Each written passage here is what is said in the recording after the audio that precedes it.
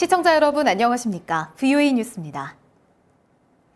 마이크 폼페오 미 국무장관이 유엔 안보리 회의를 주재하면서 국제사회의 엄숙한 공동 책임이라며 대북 제재 이행을 촉구했습니다.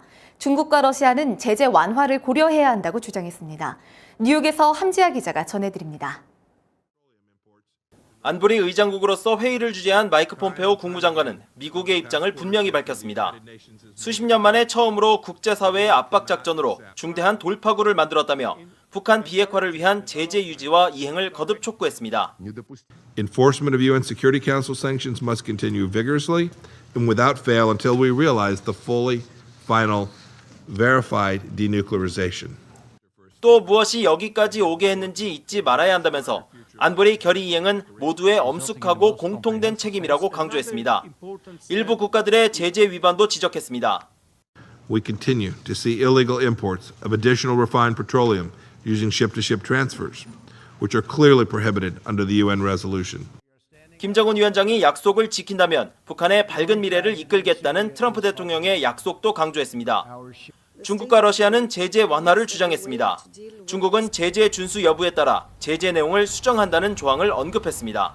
中方认为安理会有必要考虑适时启动可拟的条款。 세르게이 라브로프 러시아 외무장관은 모든 대화는 양방향으로 이뤄져야 한다며 미국을 압박했습니다.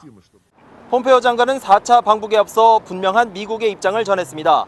중국과 러시아를 배경에 둔 북한의 추가 조치가 무엇이 될지 주목됩니다. 뉴욕에서 VOA 뉴스 함지아입니다.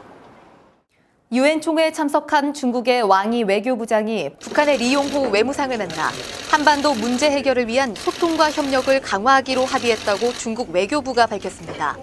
왕이 부장은 한반도 비핵화를 위한 북한의 조치를 지지했으며 리 외무상도 중국의 지지를 높이 평가하며 양국 관계 발전을 희망한다고 말한 것으로 전해졌습니다. 주한미군 사령관 지명자가 지난 25일 청문회에서 북한을 여전히 중대한 위협으로 꼽고 남북 비무장지대 내 초소 축소는 유엔사 관할이라고 밝혔습니다. 미국 내 전문가들은 남북 군사합의 과정에 미국과 조율이 부족했으며 비행 금지 구역 설정도 너무 많이 양보했다고 지적했습니다. 조상진 기자입니다. 로버트 에이브람스 주한미군 사령관 지명자는 청문회에서 북한을 지역 안보의 가장 큰 위협으로 지목했습니다. 서면 답변에서도 북한은 여전히 공격적이고 예측 불가능하며 비핵화에 대한 구체적 조치도 취하지 않았다고 지적했습니다. 일부 핵시설 폐쇄 등으로 비핵화 조치를 취했다는 북한의 주장을 사실상 일축한 것입니다. 최근 남북한의 군사 분야 합의, 특히 비무장지대 내 감시 초소 철수에 대한 우려를 묻는 질문에는 DMZ 내 모든 활동은 유엔군 사령부 소관이라고 답했습니다. So while they may continue to dialogue, all of that will have to be brokered and adjudicated and observed and enforced by UN command. 미국 내 전문가들은 비무장지대 내 GP 철수 등 남북 군사 합의는 유엔사 미국과 제대로 조율되지 않은 것 같다고 분석했습니다. I think, the temperature difference all significantly weakened South Korean defenses. 군사 분계선을 중심으로 비행 금지 구역을 설정한 것은 큰 문제라는 지적도 나왔습니다.